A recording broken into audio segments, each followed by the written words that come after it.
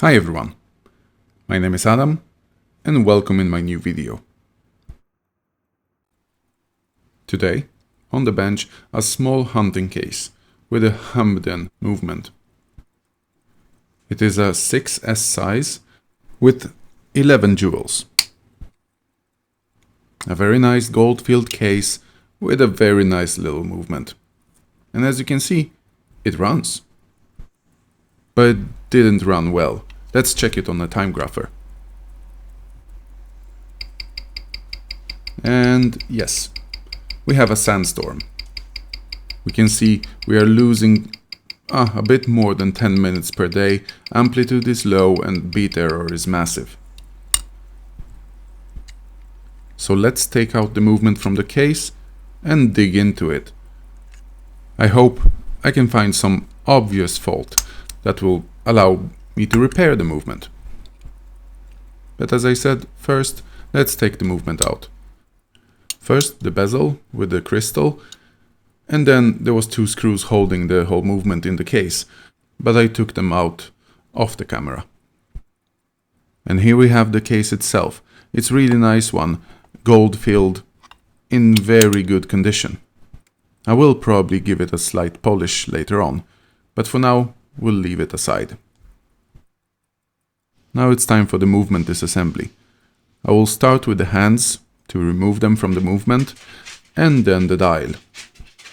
To remove the hands, it's good practice to use a piece of plastic to do not scratch the dial. It is enamel dial, so it's very hard to scratch, but it's good to protect it anyway and also protect the hands. Now you can see the hour and minutes hand is off, so let's take it away for safekeeping, and then we can take care of the seconds hand.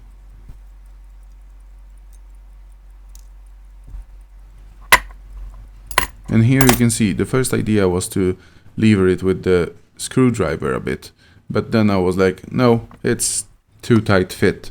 So then I took my tweezers, lifted up a bit, and then used the levers, the hand levers that are meant to do that job.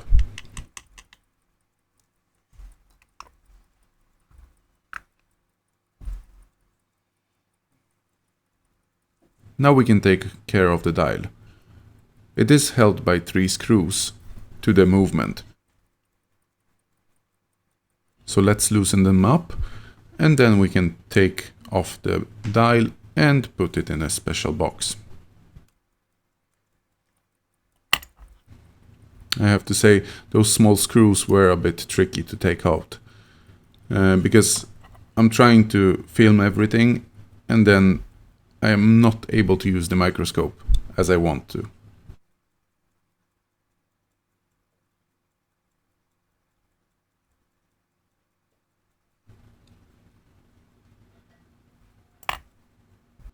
And here you can see the small screw.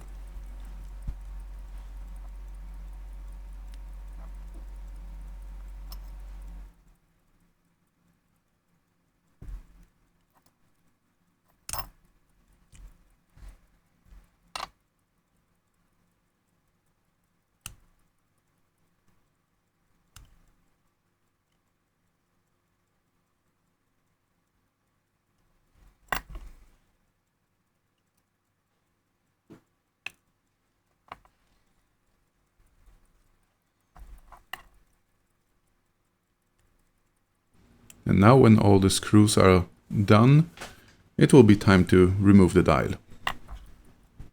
While removing it, it's good to take a look if we do not lift the hour wheel and the washer with it, because it might be stuck to it. But in this case, it stayed in the place as it should be, so it's safe there. But now you will see how I'm making a mistake actually. Because now I should unwind the main spring to release the tension from the movement, and I totally forgot about it. And as you will see, I did completely disassemble the winding mechanism. But here everything is basically held by 1 screw.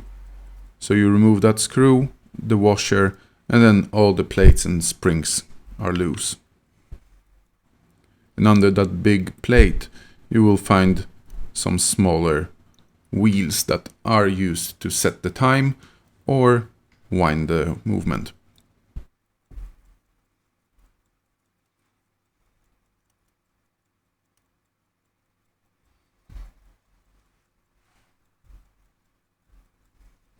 And here we can see the setting lever.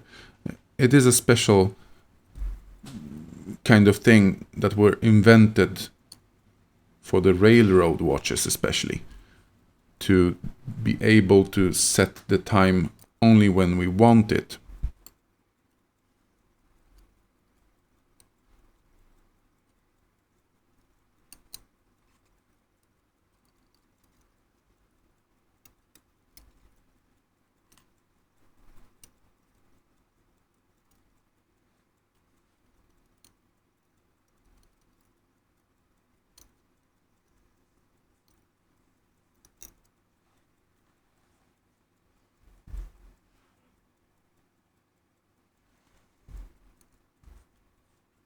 But now the dial side is completely empty. We have a small spring here and also the cannon pinion that I totally forgot to take away. Well, let's move to the other side.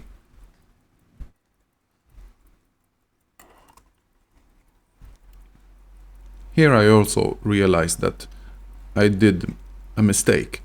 I didn't release the tension from the mainspring, but I decided that I will slowly unwind the mainspring and hold the barrel with my finger. But let's remove the balance bridge first so it stops ticking, and then I will remove the pallet fork. That will allow the movement to freely unwind the mainspring. Of course, I will try to keep it a bit slower so it doesn't destroy anything.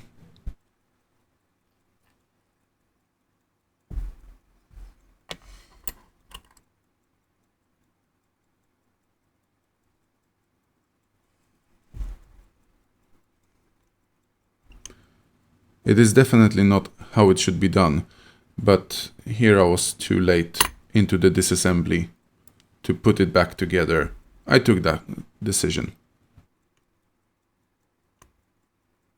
And here you can see that the movement wants to unwind the mainspring as soon as I move the pallet fork away. And then I just lifted out the pallet fork bridge, and just slowly unwound the movement.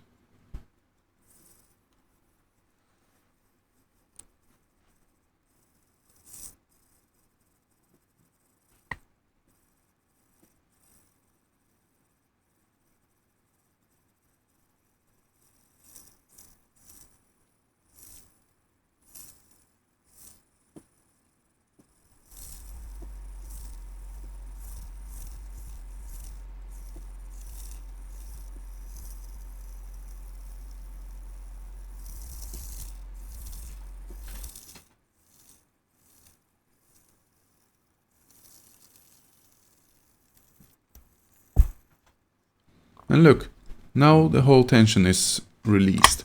So let's move it to the movement holder so we can take care of the rest of the parts.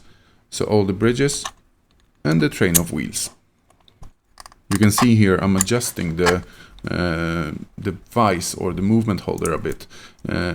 I did buy 2 brass movement holders from AliExpress, but they were not perfect. So I decided to 3D print a few parts to make it a bit more useful for me. And as you can see, it holds everything very nicely, and it costs basically nothing. It's few grams of filament, PLA filament that is very, very cheap. Well, let's proceed with this assembly. So first there is a small screw that should hold the movement to the case. I didn't remove it actually before, so now it was the time. And then this small bridge, the train of wheels bridge, is held by 2 screws, and those would be nice to remove, and then the bridge itself. I have to say that whole movement was quite clean actually. There was no grime or dust or anything like that.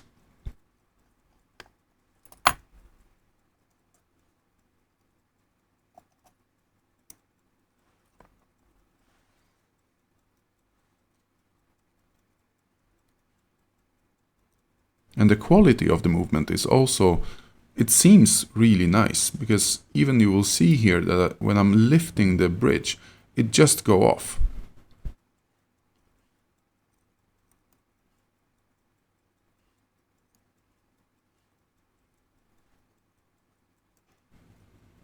Let's take the bridge off, and then the wheels. I will start with the escape wheel, because it's possible to take out, but then I need to take off the barrel bridge.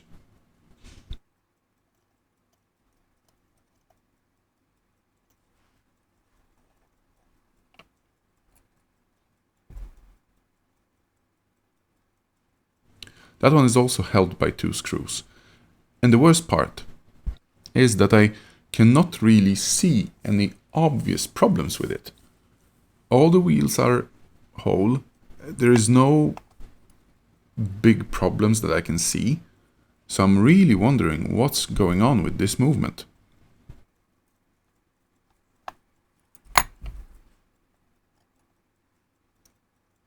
Well, let's take the last screw out and then the bridge off.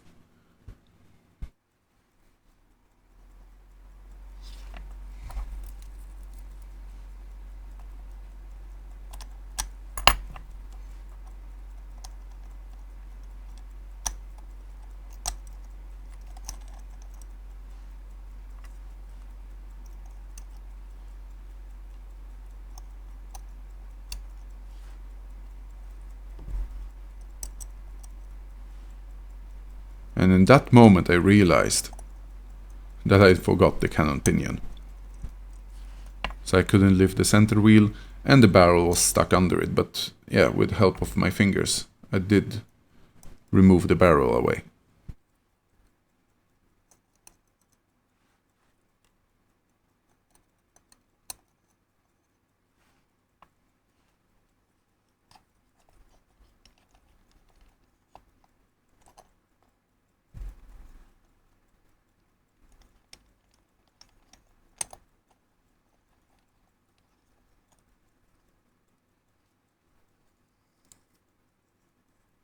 But let's try to remove the cannon pinion.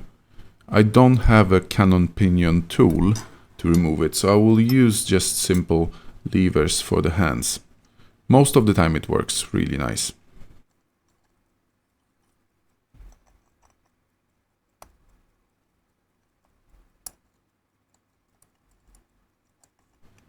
And here it is. It went really smooth. So now I can remove the center wheel also. Of course, I should try to be a bit more gentle with it and do not throw it just away, but no harm done.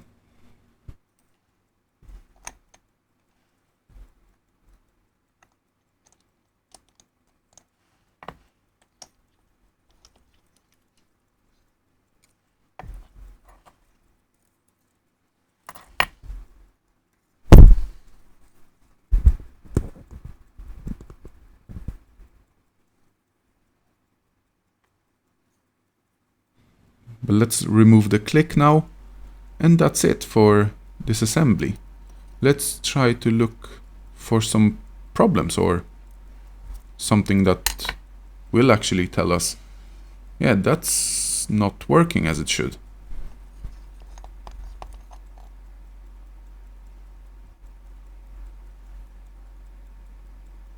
Nothing really visible on the main plate. Everything looks good. It's clean. The holes looks round and jewels are not cracked. The same for the bridges actually.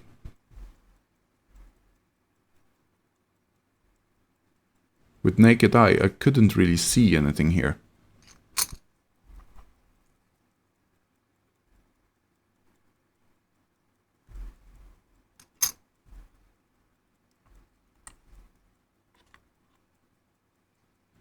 But let's remove the balance wheel from the bridge and take a look at that one.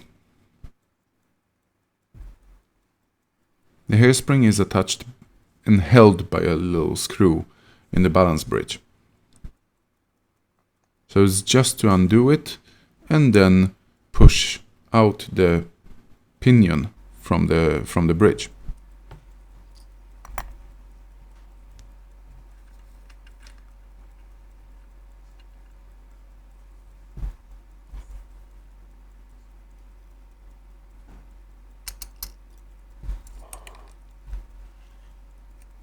Let's put everything under microscope and try to find the problem.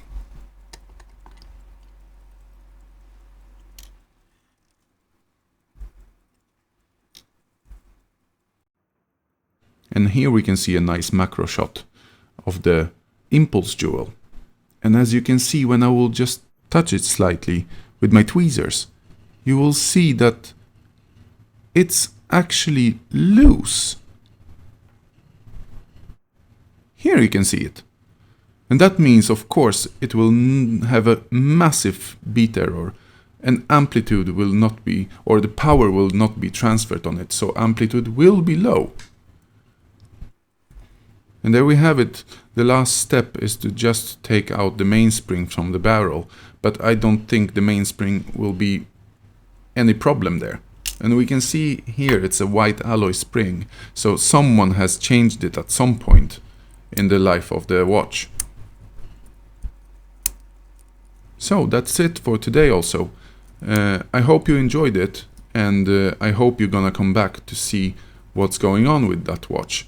Give me a few days and I hope I can deliver another video. As always, please consider leaving a like and maybe even subscribe the channel, and see you in the next one.